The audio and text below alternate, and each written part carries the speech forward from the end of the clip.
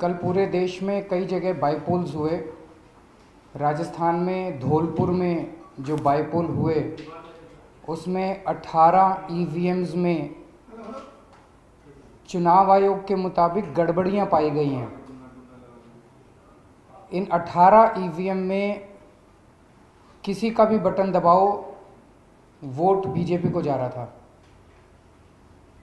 भिंड में भी ऐसी एक ईवीएम पाई गई थी मॉक ड्रिल के दौरान, और उस टाइम भी चुनाव आयोग ने कहा था गड़बड़ी है। हमने कहा था ये गड़बड़ी नहीं है, उस ईवीएम का सॉफ्टवेयर बदल दिया गया है, उस ईवीएम की प्रोग्रामिंग बदल दी गई है, उस ईवीएम का कोड बदल दिया गया है, और उस ईवीएम के अंदर प्रोग्रामिंग ऐसी की गई है कि कोई भी बटन दबाओ बीजेपी को वोट जा रहा है। तो ईवीएम के साथ छेड़खानी की गई है, ईवीएम गड़बड़ नहीं है। कल धौलपुर में 18 ऐसी मशीनें मिली हैं जिसके अंदर बटन किसी का भी दबाओ वोट बीजेपी को जा रहा है। इसका मतलब इन 18 मशीनों का सॉफ्टवेयर बदला गया, इनका कोड बदला गया, इनकी प्रोग्रामिंग बदली गई। ये किसने कोड बदला, किसने प्रोग्रामिंग बदली, कब बदली, कहाँ बदली, किसकी सहमति से बदली, इसकी जांच करने के लिए चुनाव आयोग बिल्कुल तैयार नहीं है। अब तो ये शक होने लगा है कि ये चुनाव आयोग के इशारों पे तो नहीं हो रहा है। भिंड के अंदर मध्य प्रदेश के कई सीनियर पत्रकारों की मौजूदगी के अंदर उस इलेक्ट्रॉनिक वोटिंग मशीन के अंदर गड़बड़ पाई गई। 3 बटन दबाए गए, बसपा के, कांग्रेस के, भाजपा के, और तीनों बटनों के ऊपर जो वीवीपैट से पर्ची निकली वो कमल की पर्ची निकली। इतने लोगों की मौजूदगी के अंदर सबूत के साथ ईवीएम की गड़बड़ी मिली, और चुनाव आयोग ने 3 दिन के बाद ईवीएम को क्लीन चिट दे दी कि ईवीएम में कोई गड़बड़ी नहीं पाएगी, ईवीएम ठीक है। कल 18 मशीनें, एक विधानसभा का बस बाईपोल था धौलपुर का। एक विधानसभा में ऑन एन एवरेज 200 के करीब बूथ होते हैं। 200 में से 18 मशीनें गड़बड़, यानी कि लगभग 10% मशीनों की गड़बड़ वो तो मिल गई। बाकी 180 मशीनों पे गड़बड़ थी कि नहीं थी ये पता ही नहीं है। तो क्या चुनाव करा रहे हैं ये लोग, और जांच करने के लिए तैयार नहीं है।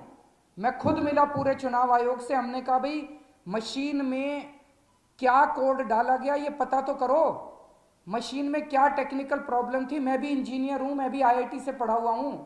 आप कहते हो गड़बड़ी है, ये गड़बड़ी कैसे हो सकती है? अगर गड़बड़ी होती तो एक मशीन कांग्रेस को वोट डाल रही होती, एक मशीन बीजेपी को वोट डाल रही होती, कोई मशीन आम आदमी पार्टी को, तो ये इसको गड़बड़ी कहते हैं। जब सारी की सारी मशीनें बीजेपी को ही वोट डाल रही हैं तो ये गड़बड़ी नहीं है, ये सॉफ्टवेयर के साथ छेड़छाड़ की गई है, सॉफ्टवेयर ऐसा डाला गया है।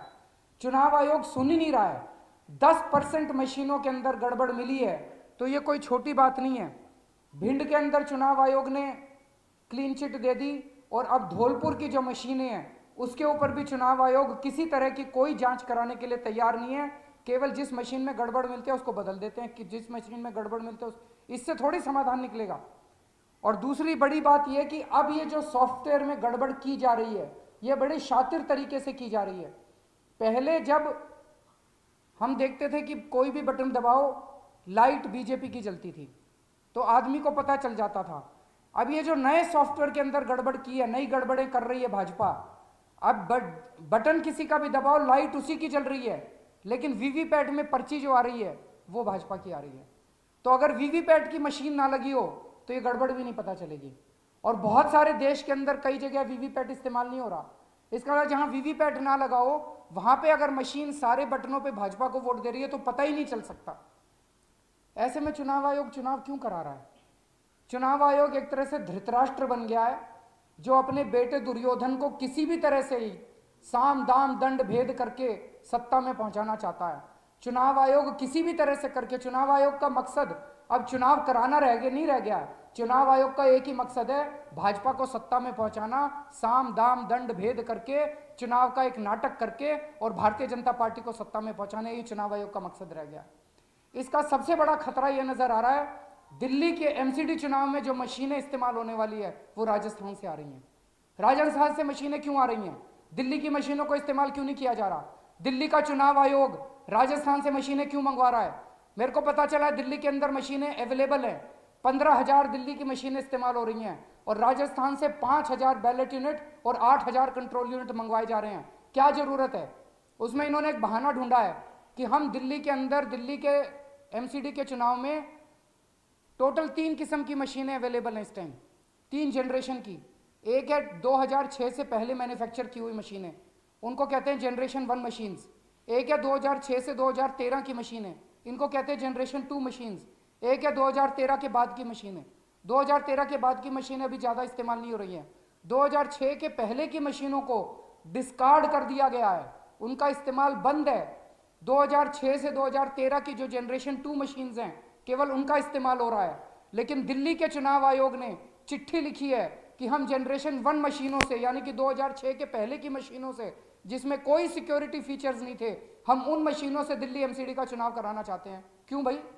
2006 से पहले की मशीनों से क्यों कराना चाहते हो?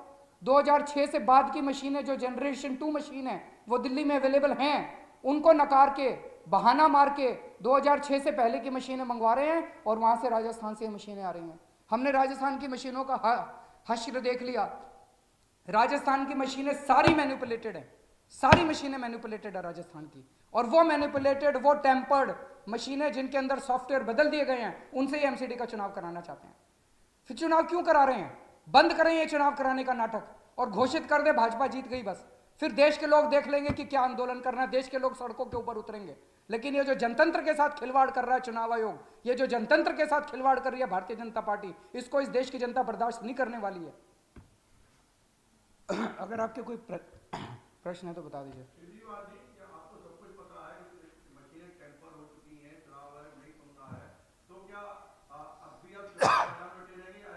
सर चुनाव लड़ेंगे, बिल्कुल लड़ेंगे, अंतिम सांस तक लड़ेंगे, छोड़ के नहीं जाएंगे मैदान, और इनको भी ठीक करेंगे और जनता को भी जागरूक करेंगे। दिल्ली में बाई इलेक्शन हुआ है, आप मानना है कि आम आदमी पार्टी हार चुकी है, बीजेपी जीत चुकी है, ईवीएम सर 2 दिन में नतीजे आएंगे, पता चल जाएगा। लोगों में निराशा है क्योंकि वाइसबोल हुए राजौरी गार्डन में 47% लोग कम है। मैं कहूंगा कि अब आने वाले एमसीडी के चुनाव में ज्यादा से ज्यादा लोग निकले वोट डालने के लिए। Thank you.